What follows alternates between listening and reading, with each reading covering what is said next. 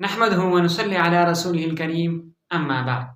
محترم بھائیو، آج پھر ذکر کی فضیلت بیان کریں گے۔ ایک حدیث میں آتا ہے کہ ایک صحابی نے آپ صلی اللہ علیہ وسلم سے عرض کیا، یا رسول اللہ، شرعی احکام تو بہت ہیں، لیکن مجھے کوئی ایسا عمل بتائیے جسے میں ہمیشہ کرتا رہوں۔ آپ صلی اللہ علیہ وسلم نے جواباً عرض کیا کہ تیری زبان ہر وقت ذکر الہی سے تر ہونی چاہیے۔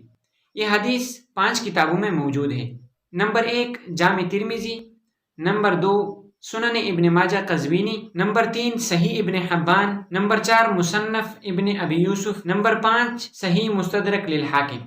محترم بھائیو، اس سے معلوم ہوا یہ تو ایک صحابی کا سوال ہے، لیکن اس سوال کا ظاہر سی بات ہے کہ مقصد یہ ہے کہ تمام جتنے بھی مسلمان ہیں وہ اس عمل کو اپنے اندر لائیں، کیونکہ یہ ایک صحابی کا سوال ہمارے لیے مشغل راہ ہے۔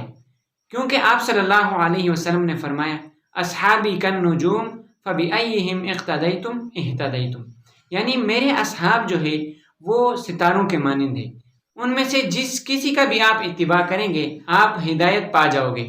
تو محترم بھائیو، یہ بھی ایک طریقہ ہے جو ایک صحابی نے اپنے لیے بھی اور ہمارے لیے بھی ایک سوال کیا آپ صلی اللہ علیہ وسلم سے، پھر آپ صلی اللہ علیہ وسلم نے جو جواب دیا وہ ہمارے لیے مشغل راہ ہے، اور اس میں ہمارے لیے خیر اور برکت ہے۔ اللہ تعالیٰ سمجھنے کی توفیق عطا فرمائے۔ وآخر دعوانا ان الحمد للہ رب العالمین۔